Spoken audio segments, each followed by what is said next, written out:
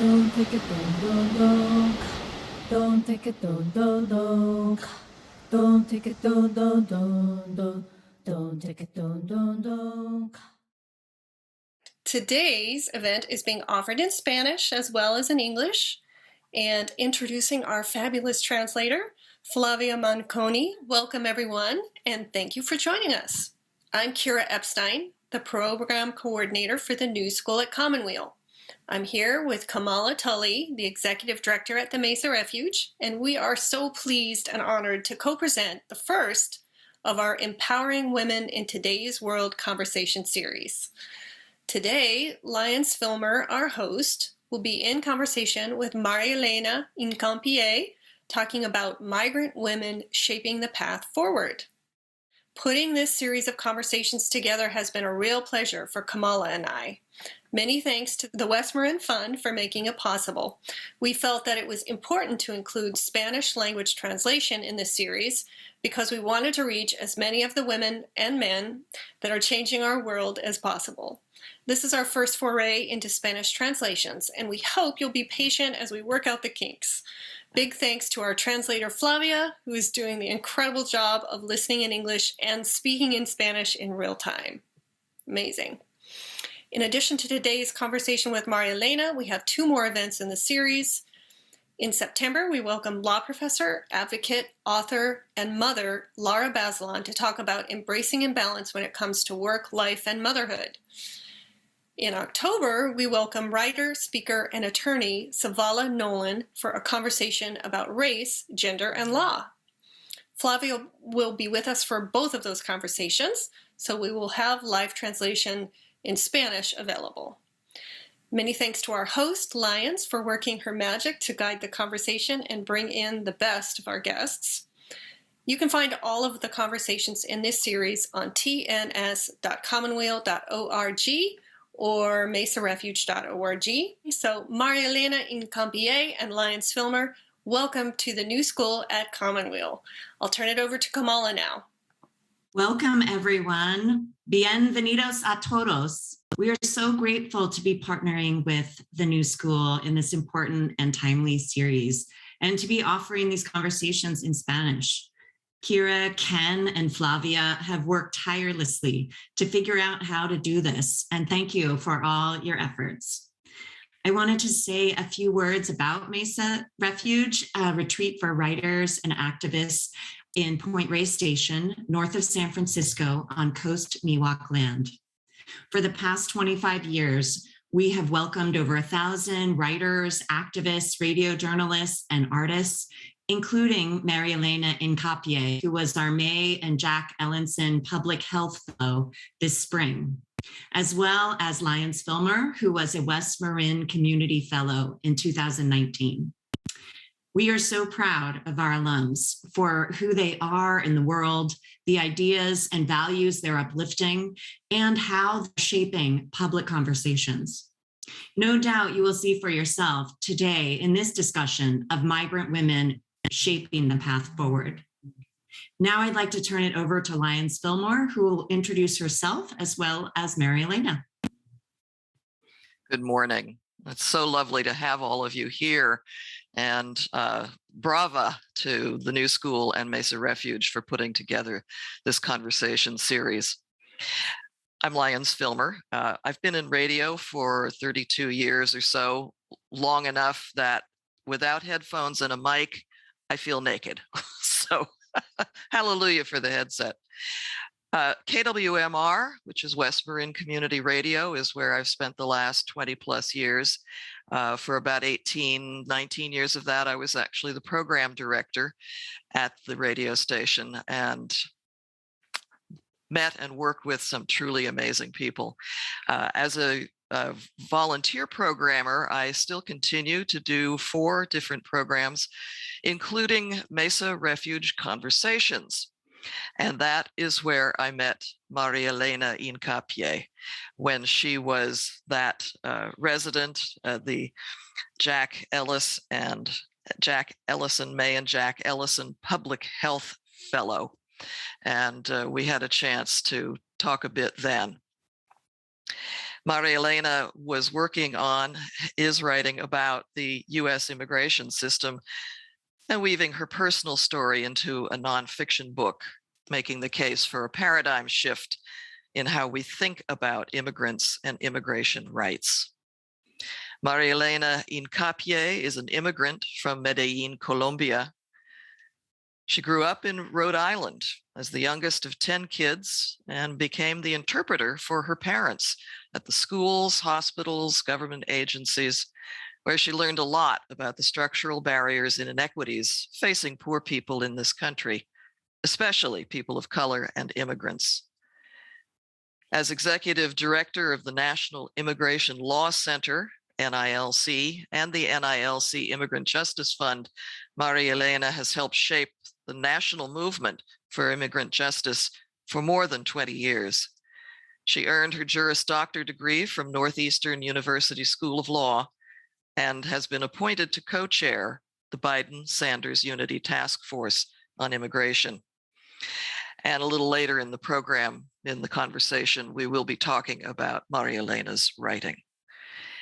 Marielena, shall we start with your own background? What were the circumstances in Colombia that drove your family to leave?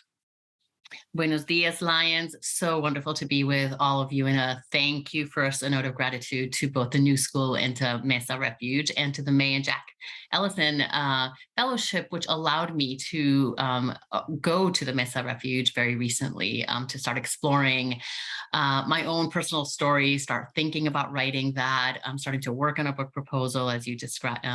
So thanks again to you, Lyons, for the opportunity today to be part of this series on empowering women.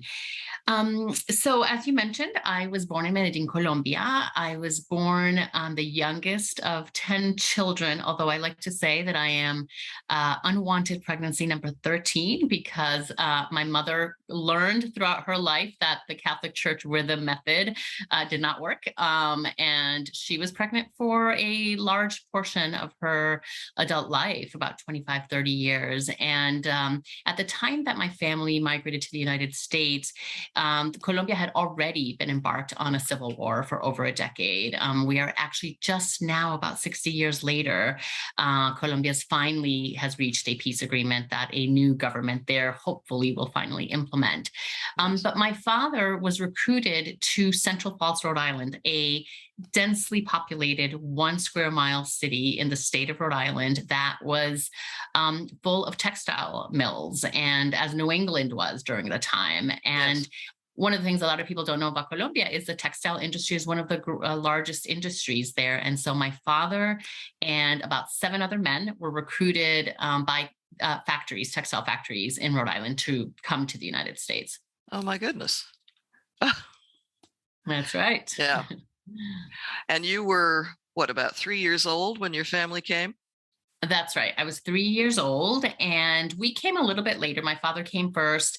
One of the big differences about when we immigrated from today is that we benefited from the civil rights movement, right? The civil rights movement was part of what opened the doors for removing the racial and national origin quotas to our immigration laws at the time, back in 1965. And so my father was able to come to the United States. He was recruited on a work visa. He was considered a skilled worker as a loom fixer is what he did in the textile factories. And then he was able to petition for my mother and my siblings and I. And I'm in the process of interviewing my siblings and older family members. My parents passed away many years ago now, so I don't have the benefit of interviewing them right now. But to try to understand at a personal level what was happening for them and the family. We were a very large family. And I know even from when I was growing up and hearing directly from my parents that the idea of raising 10 children with very little income in Colombia and the political circumstances led my parents to make the really difficult decision to leave everything behind. And for my mother in particular, when I think about her, she had me at 43, so she was probably about 46 at the time. And she left everything, her family, her culture, her language, all in it basically to give my 9 brothers and sisters and I a better life. And so when she came, she was able to come with a green card, which is, again, not the case today. Yeah.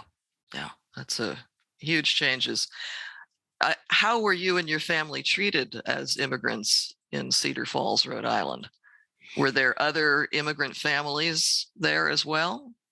Yeah, what's interesting about Central Falls is that it's actually a receiving community of whatever immigrant or refugee group is arriving in the United States. That's often who is living there. When we arrived, though, we were just the first Colombian families. Prior to us, it was mostly Polish, Portuguese, and French Canadian, and some Syrians actually as well. But there were no English as a second language, for example, did not exist. There were no resources or things available for our family and our community members.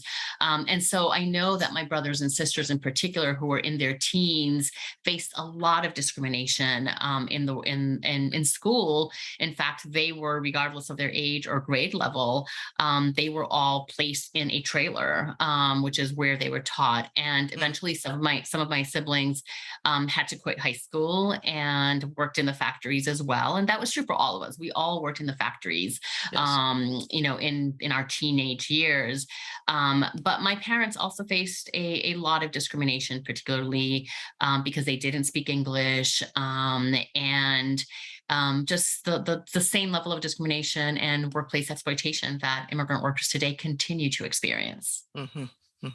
You called Cedar Falls a receiving community. Was that something formal, a government-based thing, or just somebody decided that's where people are going?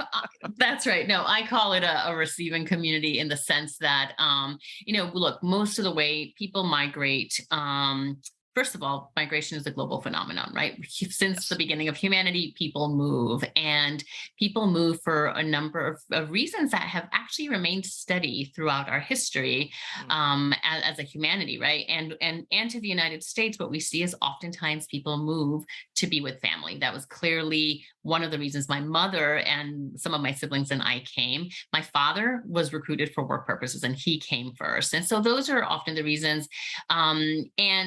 And often when there is a job opportunity, or when family or loved ones are there already, that then becomes the place where people come in. In fact, the Colombian community grew tremendously since we arrived. And in fact, the most recent mayor of Central Falls is the child of Colombian immigrant parents. And so that is often what happens, right? With next generations continue to expand.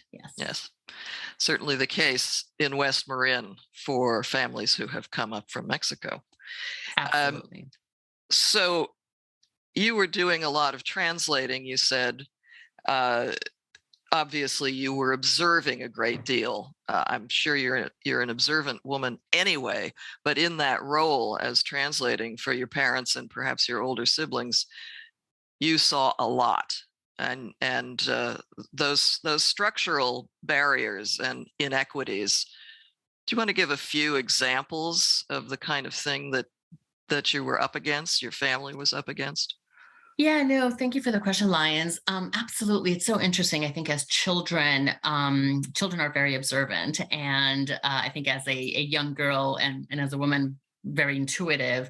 And I think I learned and picked up a lot about society as I was growing up, and what seemed to be a very simple, come with me to apply for this, for this, to fill out some paperwork, et cetera. My life and my childhood was very much shaped by being an interpreter and learning to interpret not just from Spanish and English to Spanish, but actually interpreting culture and making sense of what was happening in the community. Interpreting for my own parent-teacher meetings. I would go with my parents. Fortunately, I was a very good student, but I, had to be the one who had to translate for my parents. There weren't other resources like that. I also was very shaped by our low income status. And my parents, they both worked in factories, and there were often times where they were unemployed. And so becoming unemployed meant they had to apply for unemployment. We were fortunate that public policies at the time allowed us to apply for government programs like food stamps. And I recall one instant, Lyons, that was very formative for me, where my mother had sent me to get a gallon of milk. And I was walking back from the store, and I guess as a child was trying to have a little bit of fun, and I was carrying the gallon of milk on my head. I was holding it, but I was carrying it in my head as I walked back home. I took very long to come home, and my mother had been waiting for me at the door. And she asked, ¿Por qué se demoró tanto? Why did you take so long? And in that moment, the gallon of milk dropped. Uh-oh. And then I saw her face, and I realized, and she then told me that was the last food stamp that we had. And that was the last gallon of milk that we had. And it was that experience of what it means to not have enough resources. It was that experience of learning how to make the best of the limited resources that we have. And what's interesting is that my parents, despite the fact that we were low-income family, my parents also had a spirit of generosity and a great sense of abundance. And we often had, when we were eating, for example, when they served food, sometimes there's very small portions, and my mother would say, poquito porque es bendito, small amount because it's blessed. And I really thought it was just because the food was blessed, and that was her way of incorporating religion into our day-to-day life. And it wasn't until much later that I realized it's because we actually had limited resources, and we didn't have enough to go around for everyone. But I never felt that I didn't have enough. The other experiences that I'll share actually have to do with the broader community. So as the years went by and I was growing up in Central Falls, it was, as I mentioned, a working class community with very limited educational and economic opportunities for everyone, not just for immigrants, not just for my family.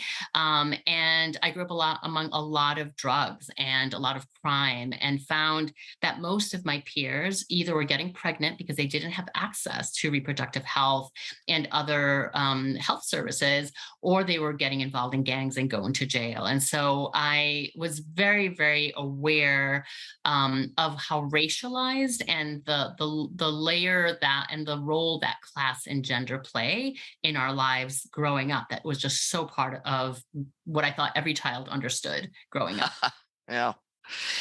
I wanted to just note that the fact that your father and others were recruited from Colombia to come to Rhode Island is a stark example of how the United States has long needed immigrants. That the fact that they were recruited suggests they had skills that nobody locally had, no U.S. workers had. And that's just a fascinating to me glimpse of our history, the United States' history with immigrants and how folks have arrived here. Absolutely. I'm thinking about, in order to understand the current patterns of immigration to the US, what do we need to know about the historical patterns? Yes. And, I think that observation, Lyons, is so critical because that continues to be the case today. And, you're sitting in West Marin and, California, for example, so desperately has relied on immigrant labor throughout our history, and the country as a whole. I would say a couple of things about the historical context is, we often talk about the United States as a nation of immigrants. We are not a nation of immigrants. We are a nation of indigenous peoples, and we are a nation that enslaved Black people, people from Africa, and other indentured servants from around the world. And so actually the first migrants were not, in fact, the people coming on the Mayflower. And so part of it is understanding how racialized and the racial violence that was actually the founding of this nation. The second thing is that our immigration laws from the very beginning were about race, class, and gender. So the first Naturalization Act of 1790 said that in order to be a US citizen, you had to be a free white person who owned property. Well, you've got free and white. So right there, we've got race and the class piece of it. And then at that time, the only people who were allowed to be property owners were also men. And so from the inception of this country, from the beginning of who is considered worthy of being a citizen of the United States, it has always been about race and class and gender. Mhm, mhm.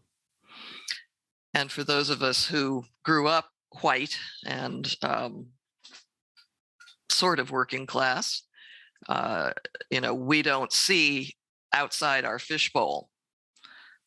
So it's so important for people like me to hear other stories. My immigrant stories are 4+ generations back, and my family stories are more about what's happened in the time that family arrived on this continent.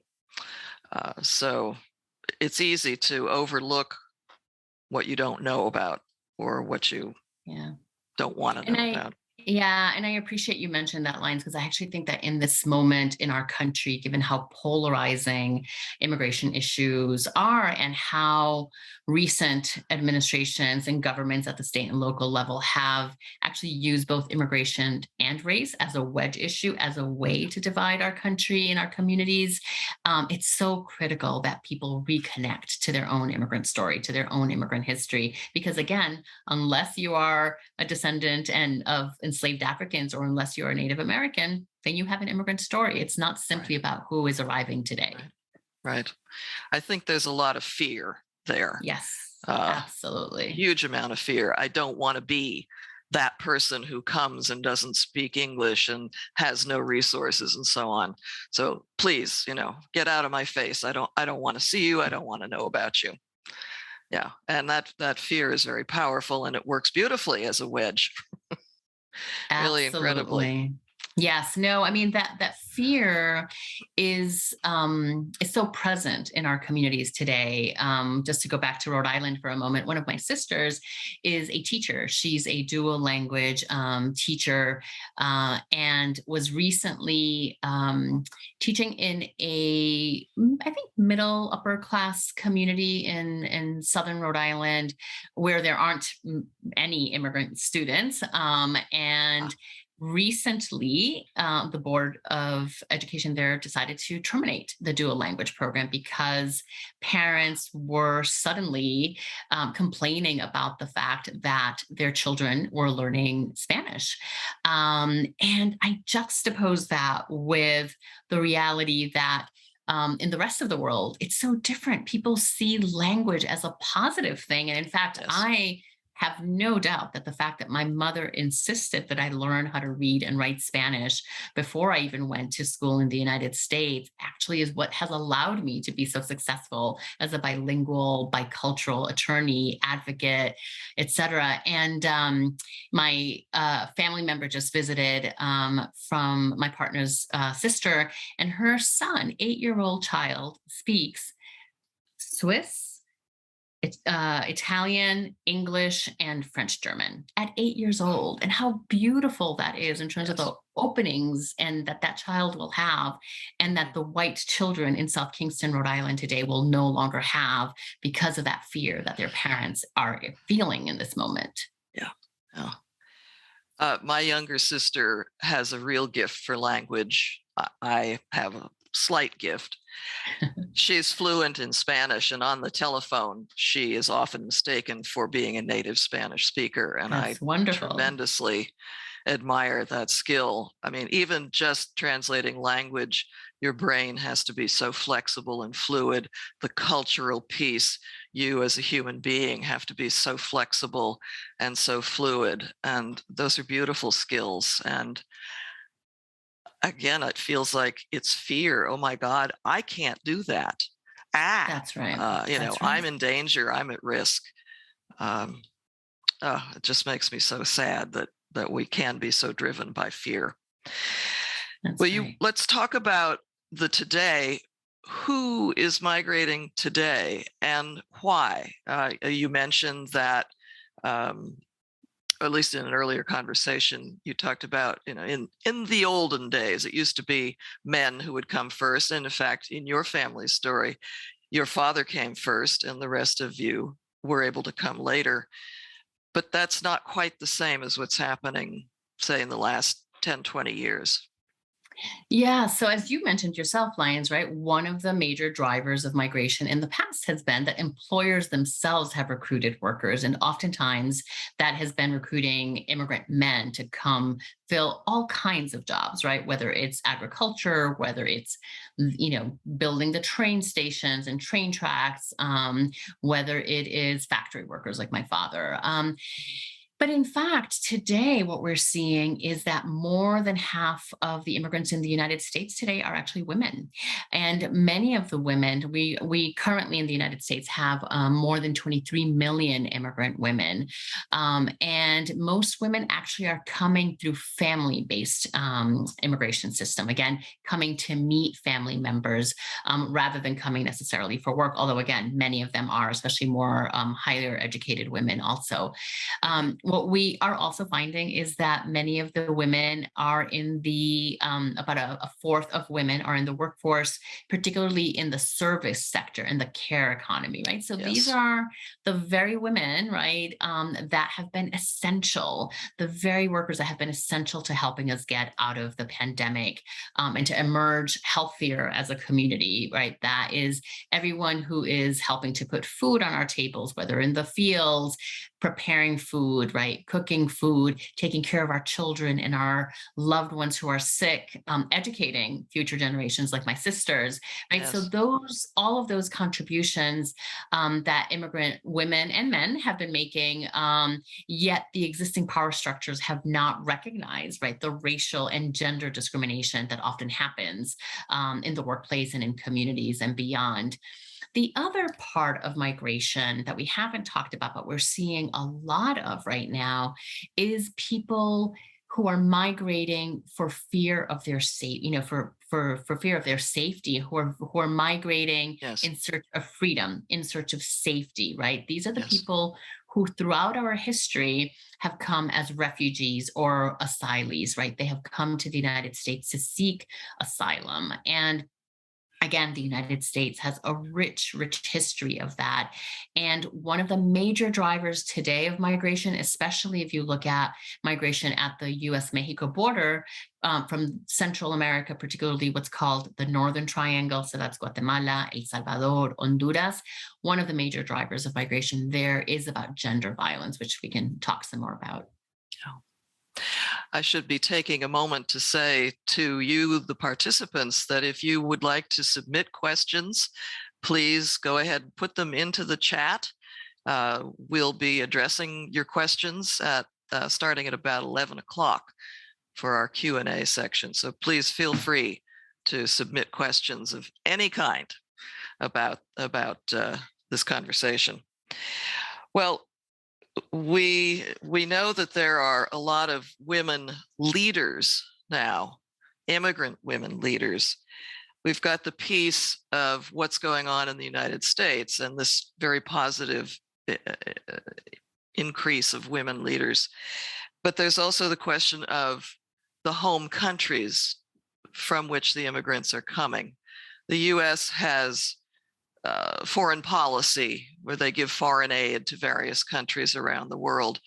But I think there's a real question as to, does that money get where it's actually needed?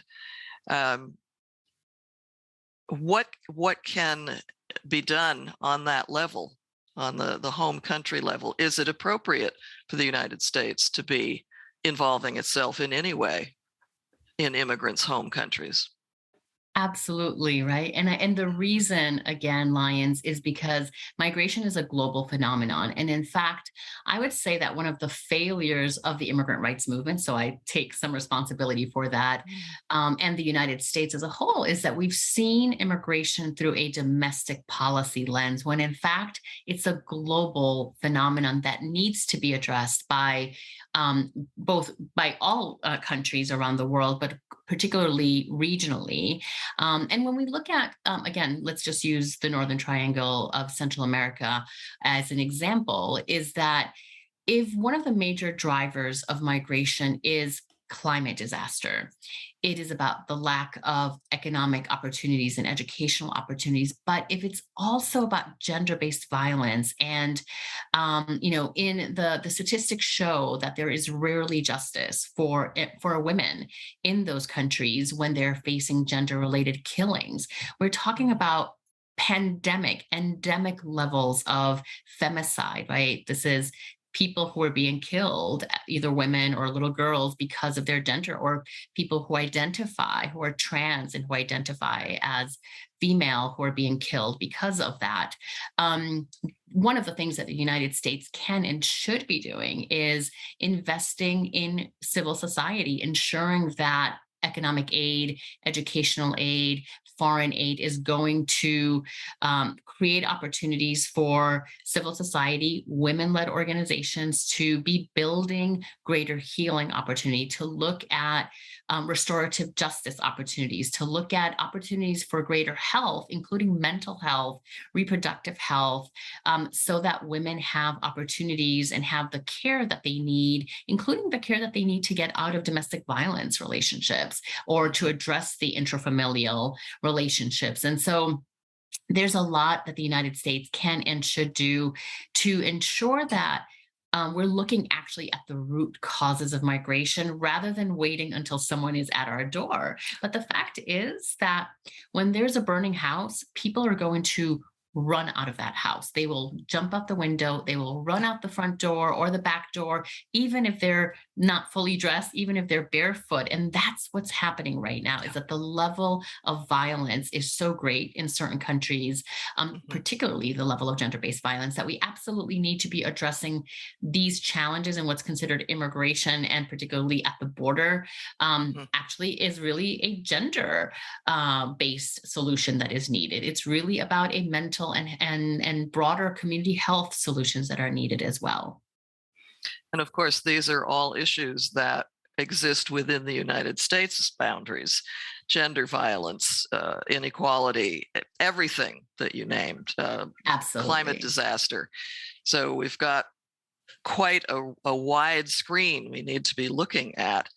And I think that the paradigm shift in thinking, and from my point of view, our feelings often drive our thinking, that we need an enormous shift, a very conscious shift, in order to address these issues at home, as well as in any kind of intervention in other countries. That's right. And I would say that this is about we're recognizing that one of the reasons we have immigration is often as a result of immigration, of foreign policy. It is about the historical role of intervention, foreign policy intervention and war, that has led and has resulted in pushing people out of their countries and displacing people. We have an opportunity now, as you're saying, right, this paradigm shift that I'm really spending a lot of time thinking about, which is, we're going to see, and we are experiencing, record levels of migration around the world, record levels of refugees, especially also because of climate disasters, because of the rise of authoritarianism and war around the world. And so waiting for people to come here and for the laws to catch up with the changes that are needed is not the answer. So we really first need to have a paradigm shift about trying to understand why people move to begin with. Right. And ensuring that we look at the ability of how can people have the freedom to stay in their home country, so that people like my mother don't actually have to make that hard decision to leave everything behind, including in traveling with her children. We were fortunate. We came at a time that this country was more welcoming, and we were able to benefit from the economic and educational opportunities, limited as they were for our family. There were still progressive policies that allowed us to thrive. And that today, among my brothers and sisters, despite the fact that my parents had a 2nd and 5th grade education, they didn't speak English, they were minimum wage factory workers, all of my 9 brothers and sisters and I have had the great opportunity to be educated and to fulfill our great our dreams, right, as individuals, and to thrive. But what if we instead allowed people to thrive in their home country? What if instead we allowed people to have the freedom to stay in their home country, have those educational and economic opportunities, live in healthier communities, be empowered as women to be business owners, to run for local office, government office? What if we had the Americas full of female presidents around all of the South Central and North America? Yeah. I have no doubt that women in power will be able to radically change and to see the world through a very different gendered lens that will allow us to have greater collective freedom, liberation, and grounded in that gender, racial, and class justice. Are there any world organizations, the UN, the World Health Organization, that you feel are contributing significantly to improving things for women and girls in particular in their home countries?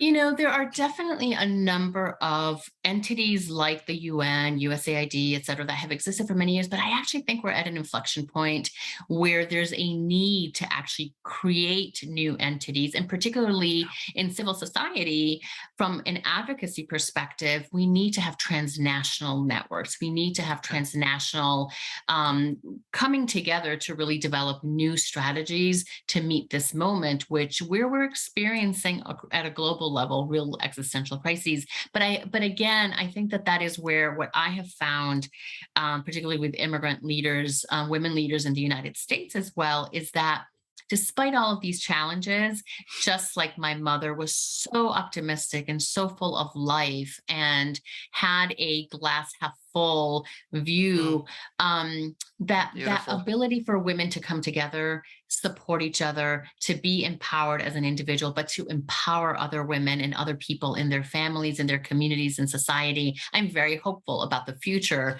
particularly with women at the forefront. Yeah.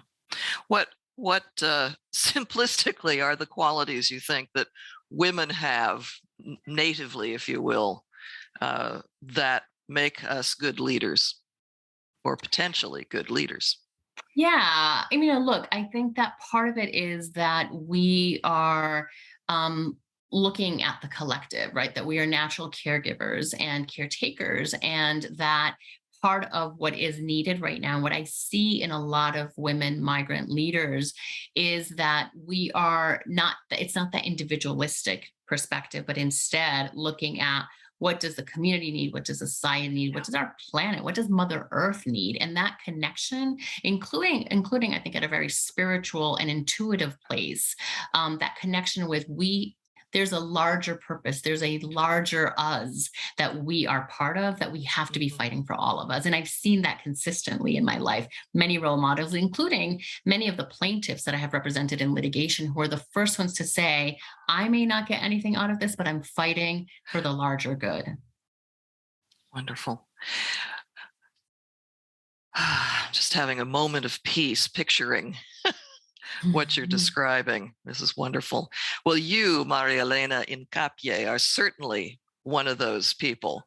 And I tremendously admire you. And I appreciate your having this conversation and spreading this around. How do you see other women, immigrant women, getting into the leadership position? The United States, of course, has this history of, I'm an individual, I pull up my own bootstraps, which really flies in the face of notions like community, that the individual is important as a part of that community strength. That strikes me as being part of the paradigm shift that has to happen for those of us raised with that kind of thinking. Absolutely. Yes. When I've been at the National Immigration Law Center now for 22 years, and I became executive director 14 years ago. And when I became executive director, I was the only immigrant leading a national legal advocacy organization at the time. And and I was the first immigrant leading the National Immigration Law Center, and first person of color, actually, as well. But what has happened over the last 14 years has been a beautiful growth of the movement in which many immigrant women, including many undocumented women themselves, are leading organizations now. And where we are really looking at the broader ecosystem and how are we contributing and how are we running not only our own organizations, but how are we building a healthier ecosystem where, again, the sums add up to this greater whole that actually benefits all of us. And so, I think of people like Patrice Lawrence, who is an immigrant from Jamaica, who is the current leader of the Undocu Black Network. I think of people like Gresa Martinez Rojas, who is the executive director of the United We Dream Network, which is one of the largest or the largest undocumented youth-led organizations.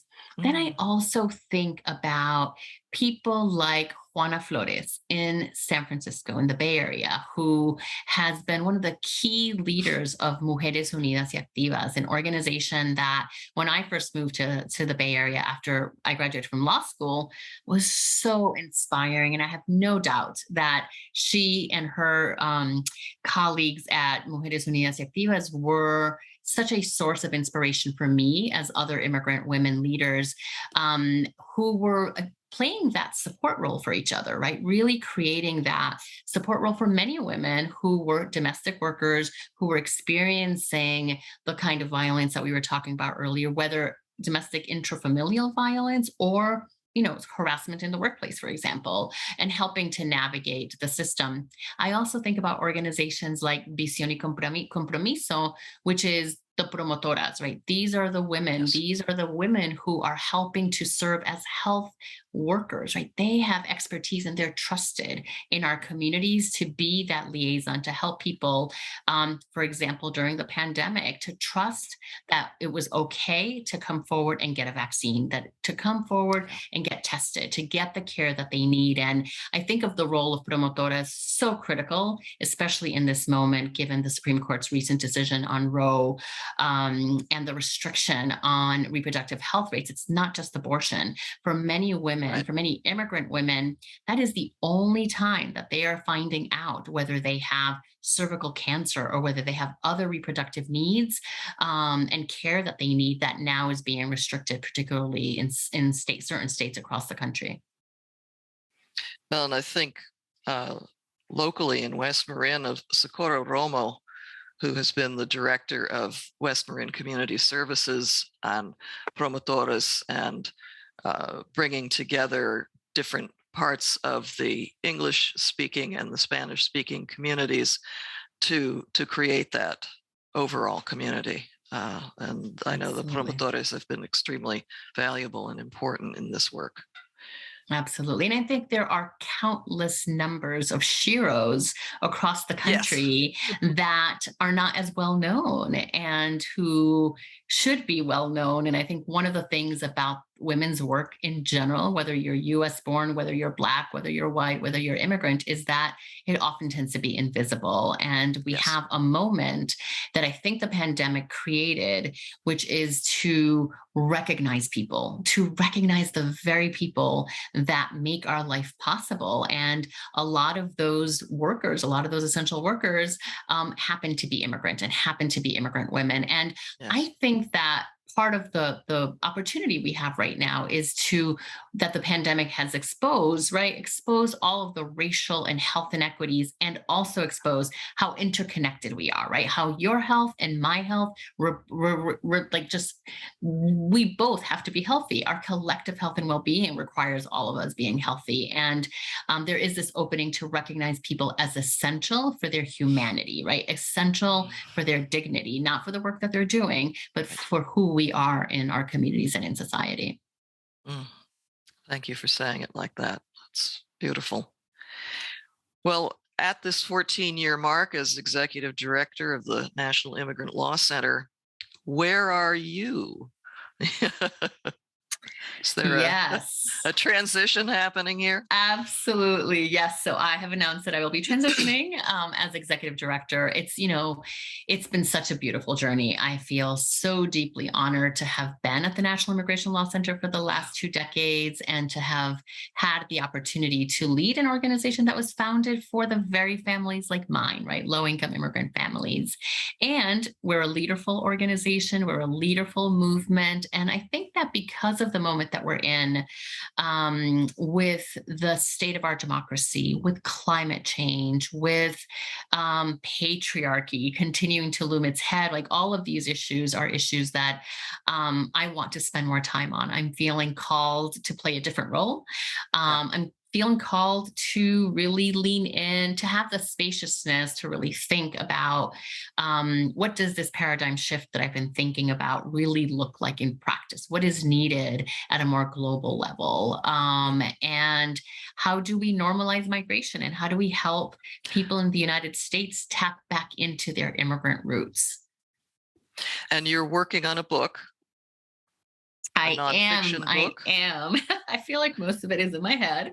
Again, I had a great opportunity when I met you first, Lyons, when I was at the Mesa Refuge back in May. So I have started working on it, still working on a book proposal, which I have less time than I thought I could create for it. But once I leave NILC in the next few months, that I will have lots more time. And that's what I plan to dedicate myself, both giving myself permission to pause and rest and I'm actually planning to go to Colombia for a few months and spending some time with family, but also then to get down into writing over the next year. So I'm really excited about that opportunity.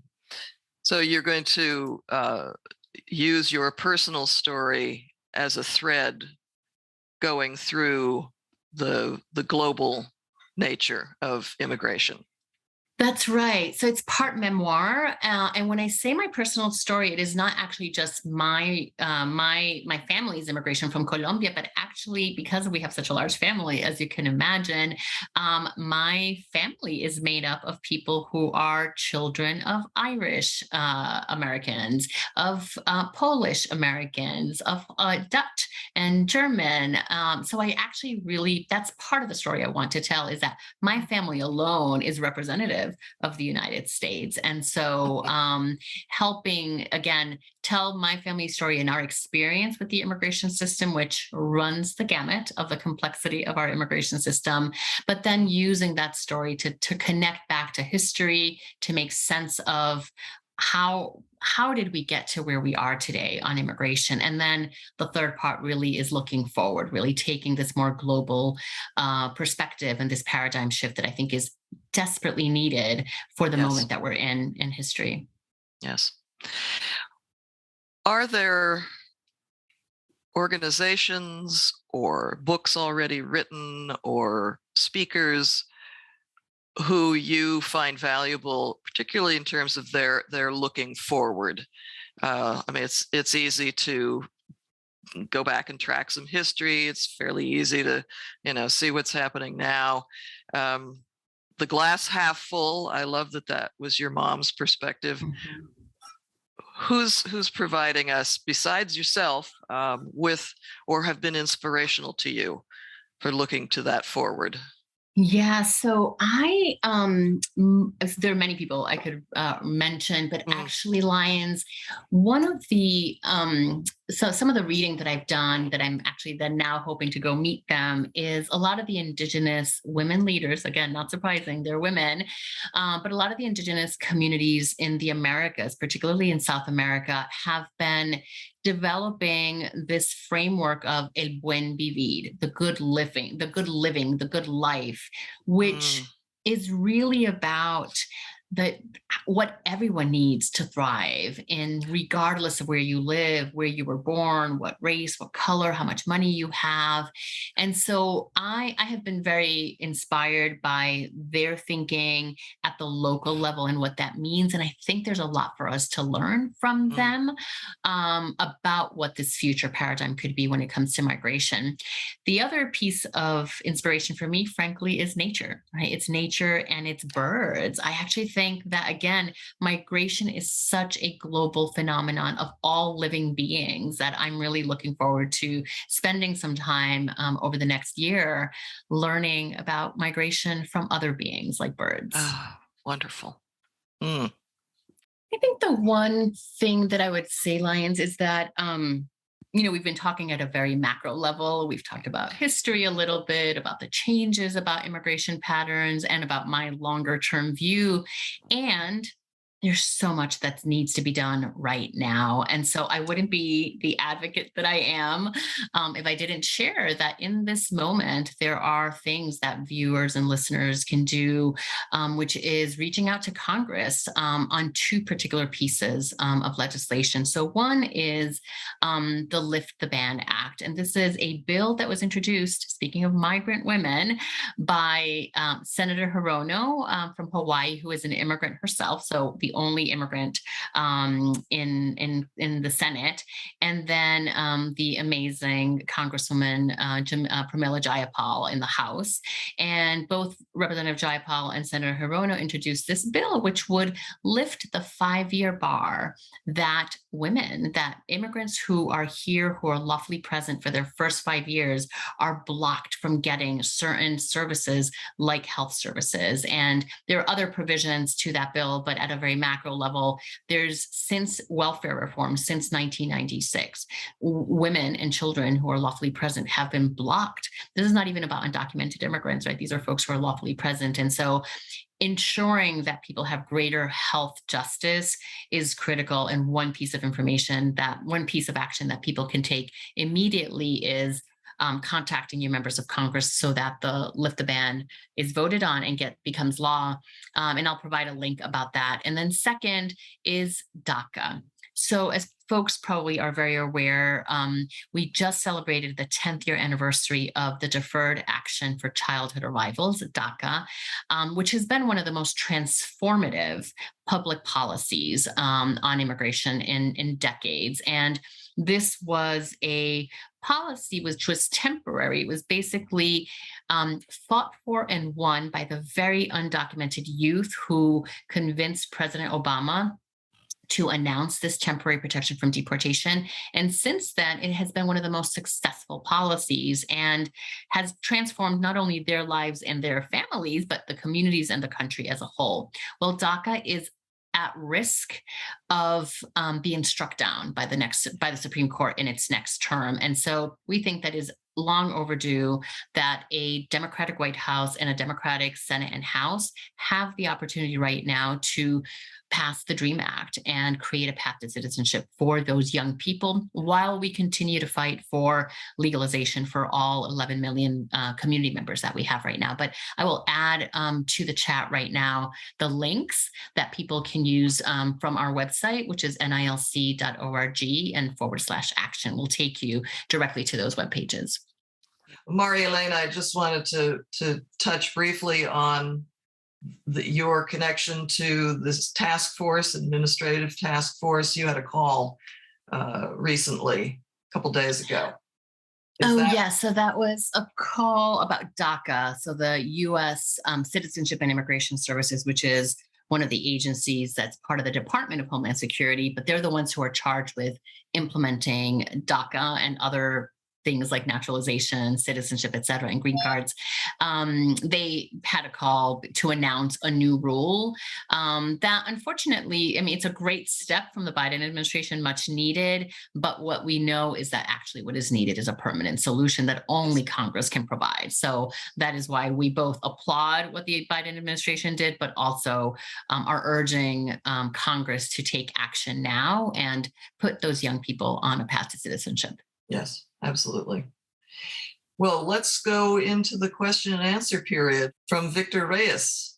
Can you give some examples of, quote, cultural interpretation, end quote? Can you mention the role of drug cartels and drug consumption in violence and immigration? Sure. Those are really great questions, Victor. Just briefly, because I think we could have a whole other session about cultural interpretation, is, a recognition that the power of language, first and foremost, and also the for Latin America in particular, Spanish is a uniting language. And there are many people in our countries that actually speak many other languages, indigenous languages, Yes. that are where Spanish isn't their native language. And then separately, that even with Spanish, although most of us in Latin America can speak Spanish, what one word or phrase means in Colombia is very different for what it means for Puerto Ricans or for Mexicans or Nicaraguans. And so part of it is really understanding the cultural piece of how to use language in a way that you're translating, not just the literal translation, but truly what does it mean for that community, for that speaker. And then beyond that, there's a lot more in terms of that cultural interpretation that I could say, but it's taking a much more holistic more holistic way to understand how to interpret beyond the literal translation of words.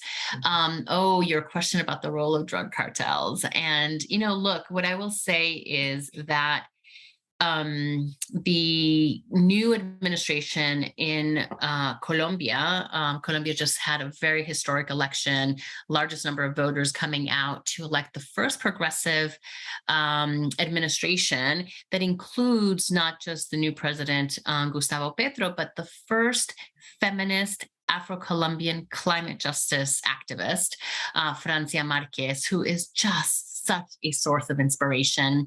One of the things that they're calling for is a global end to the war on drugs, because what the war on drugs has resulted in is greater violence and greater death. And the way he spoke about it in his inauguration was it has resulted in the killings of millions of Colombians, and I would add Mexico and many other places where there's a drug war happening, as well as people in the United States or other countries who are consuming drugs and overdosing.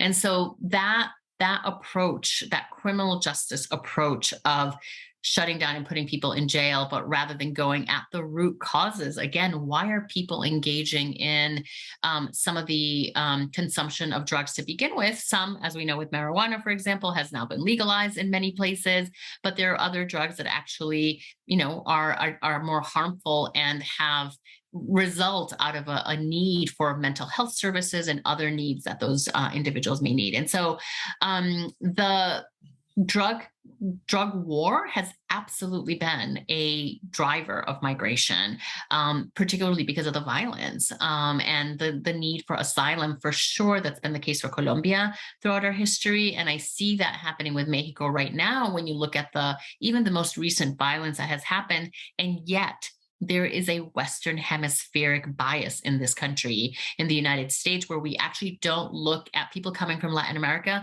People coming from the south of the border are not considered refugees or worthy of being here, the same way we look at somebody right now coming from Ukraine or Afghanistan, for example. I think about in California, there's discussion of creating safe using spaces where there's supervision of some kind as a way to help people who are avoiding some of those overdoses and so on. That's right. That's right. Interesting attempt. Next question from Susan Page Tillett. Marielena, how do you navigate the very different roles of boots on the ground activist and writer about major themes? How do you prioritize your priorities? Oh, Susan, that is a great question. I wish I could say that I was doing a good job of prioritizing. First, I would say, just very humbly, I do not think of myself as a boots on the ground activist, because I head a national organization, so work at a different level. There are many folks who are at really truly on the front lines in the grassroots in a very different way. That said, as an advocate, it's a struggle. It's hard to create the space to be able to do this thinking. And so part of it is that, right? It's just like, I have personally made a decision that being a writer is among the identities that I really want to embrace. And so now I'm needing to create that, the space for that, just the same way I schedule a call with the Biden administration or with another advocate, I need to create space in my calendar for the writing. And the last thing that I would say is, of course, this is where the Mesa Refuge comes in, to have had the privilege, because of the May and Jack Public Health Fellowship, allowing me to be at a beautiful refuge like Mesa to do some of that initial thinking and writing is invaluable. And so thank you again for that. Elaine Ellenson, also connected to Mesa Refuge, writes, today the UFW marchers are on the last leg of a march from Delano to Sacramento to ask the governor to sign a bill, AB 2183, that would allow farm workers to vote for a union in a secret ballot. As Marielena explained, California depends on immigrant workers. Why do you think this injustice still persists? What are the best ways to organize to challenge it? Absolutely. I mean, look, farm workers are often that, that they are the ones who are often pointing to, throughout our history in the United States, right? Everything that is that level of exploitation, that inhumanity, that the very people that feed us, the very people that allow us to live every single day are the most vulnerable and exploited and mistreated. And the courage, however, that they have, right? Going back to that courage, that grit that so many of them have, including, Dolores Huerta, still at her age, being such an inspiring leader for so many of us, and fighting not just for farm workers, but for democracy. I think that we're in a different moment, however.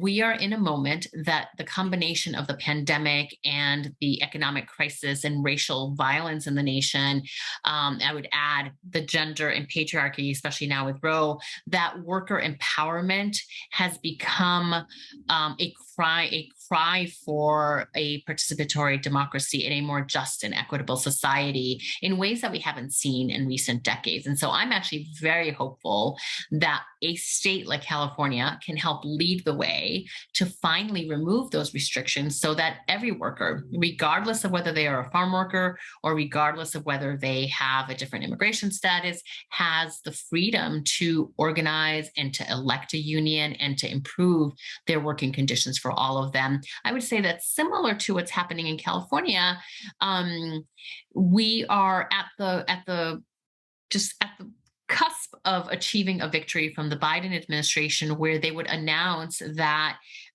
workers that are engaged in labor disputes, like if they're organizing a union or complaining about unpaid wages or sexual harassment on the job, will be able to come forward and to get deferred action and a protection from deportation that would allow them, like Daca, to have that protection from deportation, but also to get work authorization and pursue those labor disputes. And one of the people that I think of as at the vanguard of that is an immigrant woman from California, Silvia Contreras, who filed the first lawsuit against an employer for having retaliated against her because of her immigration status, because she came forward seeking her unpaid wages. And I had the great honor of representing her and at the beginning of my legal career. But Silvia's courage and grit, knowing that she did not get a single penny, but that her case set the legal precedent for all workers to be able to get that protection, will finally, hopefully, be codified at a federal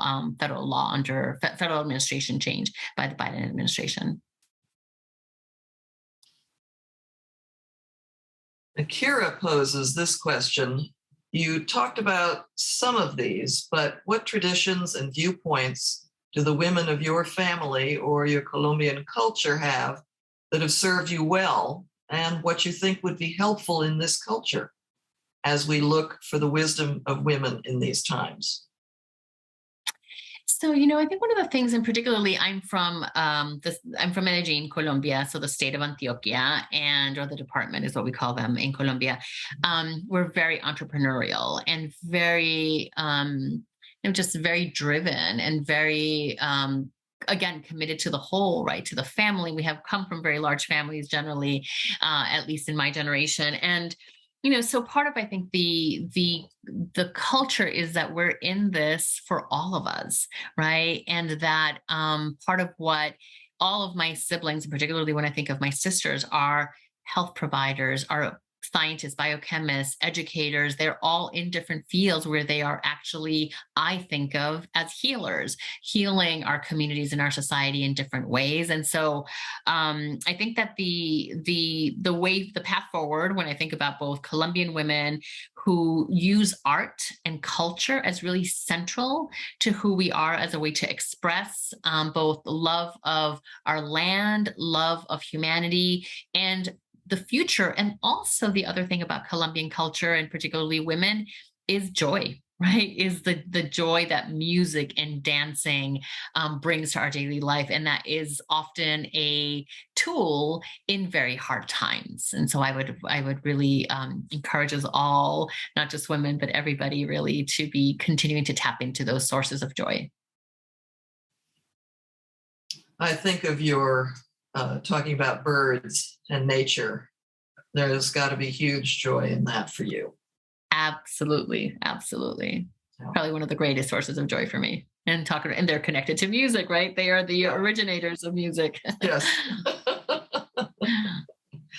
On another program on KWMR that I share with my friend Janet Robbins, we read books aloud, and they are books that show in some way the relationship between we two-legged humans and the rest of the natural world that we inhabit and share. And the current book we're reading is by a Los Angeles man named Charles Hood, who's very funny and very sharp and knows a lot about birds. So oh, wonderful. I'll have to look that up. I would recommend Charles Hood for that beautiful thing. What also occurred to me, I was thinking of, okay, brain, I know you can do this. Braiding Sweetgrass, Robin Wall Kimmerer. Absolutely. Such a beautiful book. Yeah. Almost heartbreakingly beautiful.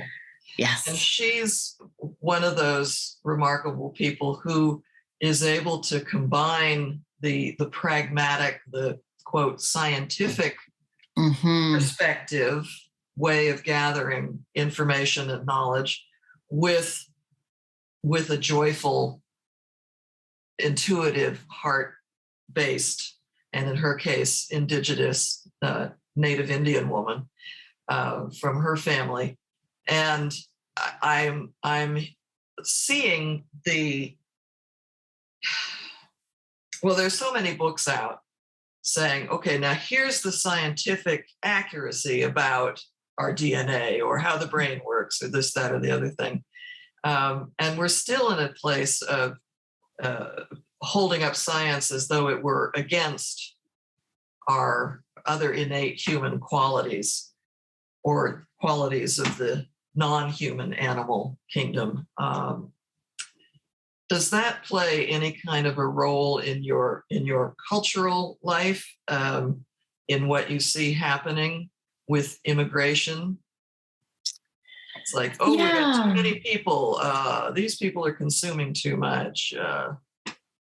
Yes, no, I think it's this human-centric approach to life and a U.S.-centric approach to life as well is, I think, at the core of some of the challenges that we have with migration. And so breaking out of that, I think, is necessary as part of this paradigm. And again, as I mentioned, it's one of the reasons I'm excited about having the spaciousness to really learn from nature about migration, right? Like, what are all of the ways that we humans are impacting birds and whales and even plants and trees in other ways, but also how has, over time, how have we as human beings adapted to all of the things, including climate change, since that's such a driver right now.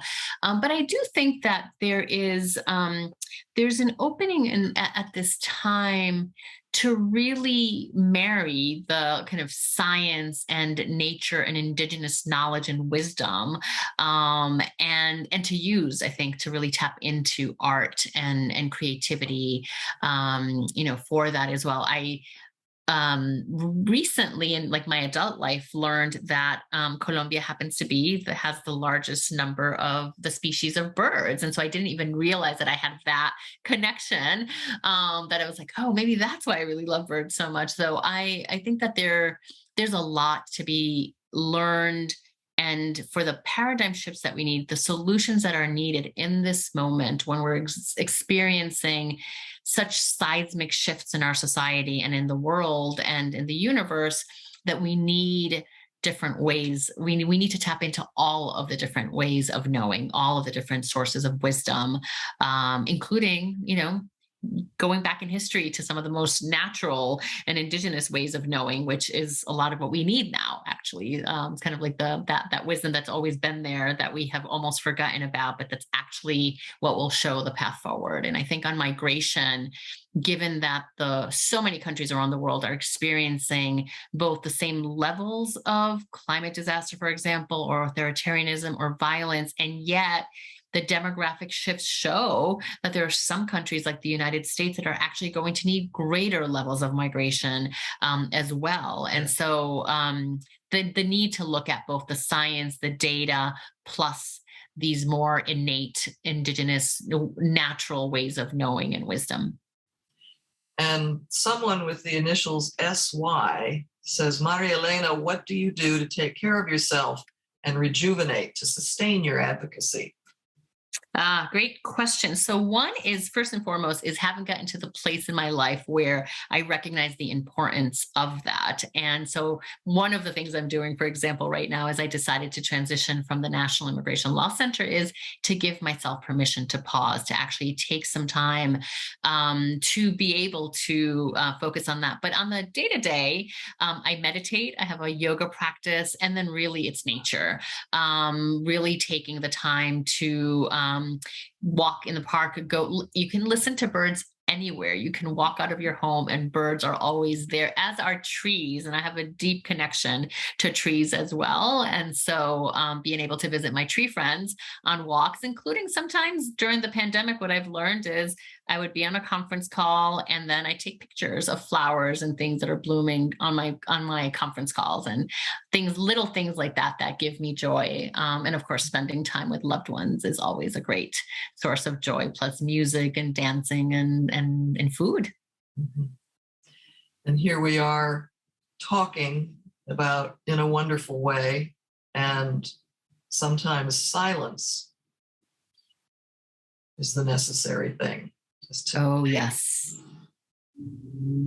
Breath.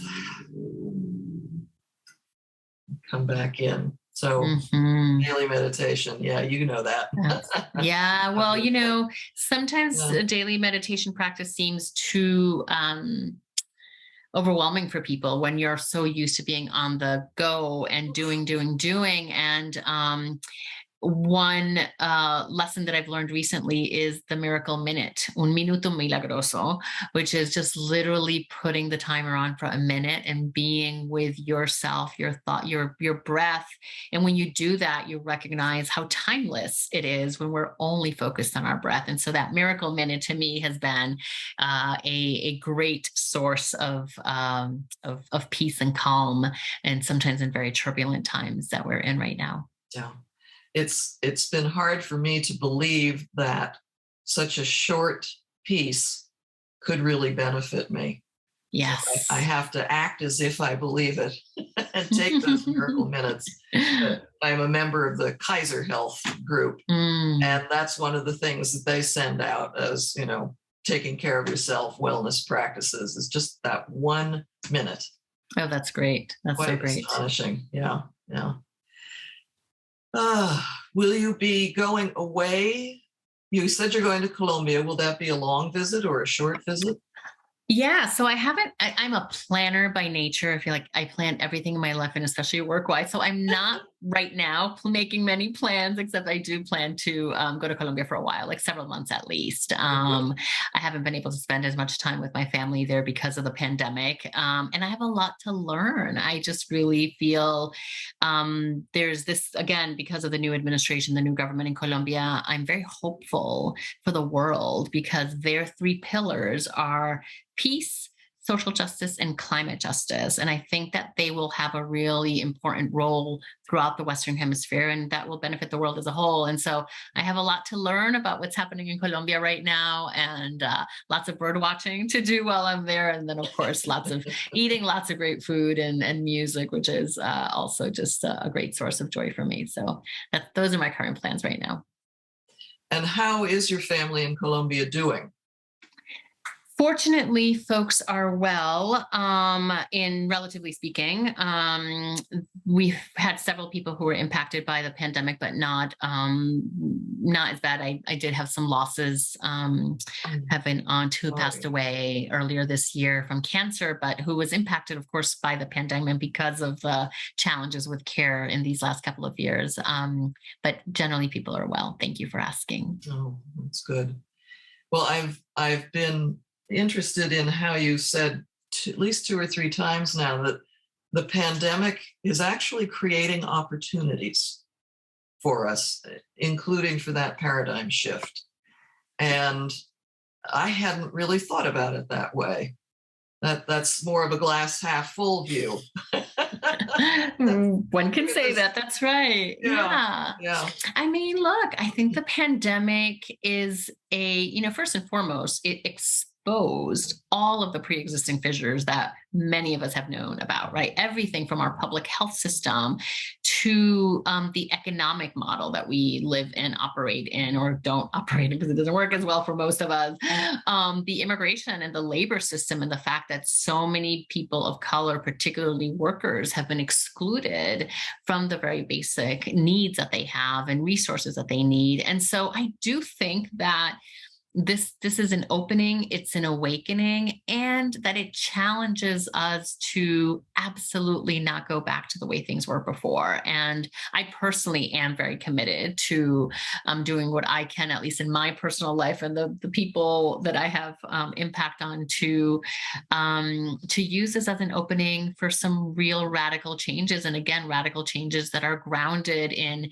nature and that are about our broader ecosystem, our ecological health, that are grounded in gender and racial and economic and health justice. I think there's no way that we cannot take this moment to learn from what we have been through and find different ways forward. Thank you so much, Marielena Hincapié, for helping me and our other participants to see your perspective on things and to soak in some of your very beautiful and positive thinking. I so appreciate talking with you. Gracias, Lyons. Wonderful to be with you. Thank you so much for the opportunity. Yes. Well, I think we'll turn it back over to Kamala. I'm Lyons Filmer and have been in conversation with Marielena Hincapié. And we thank so much the New School at Commonweal, the Mesa Refuge Writers Retreat, the West Marin Fund, all the people who are making this conversation possible.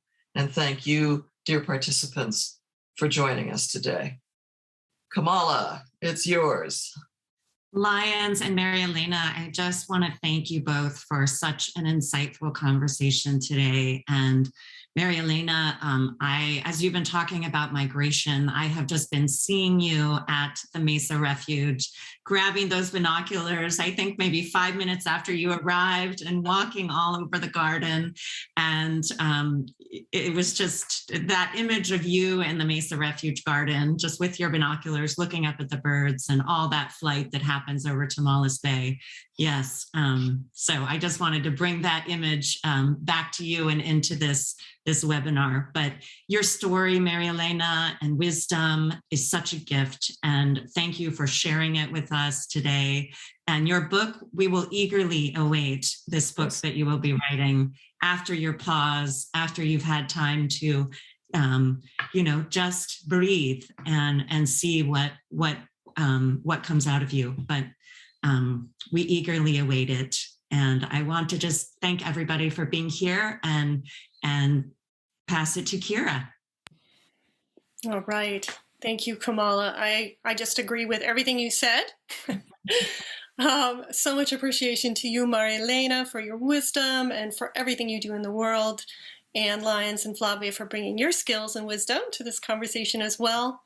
Again, we will have recordings produced of this conversation in about a week or two. They'll be on our websites, tns.commonweal.org and mesarefuge.org. And be sure to find the New School on YouTube, SoundCloud, Apple Podcasts, or Spotify, and like and subscribe for more conversations about nature, culture, and inner life. Marielena Hincapié and host Lyons Filmer, and everyone at the Mesa Refuge, thank you for joining us at the New School at Commonweal. See you next time, everyone. Don't take it, don't take it, don't take it, don't take it, don't take it, don't take it, don't take it, don't take it,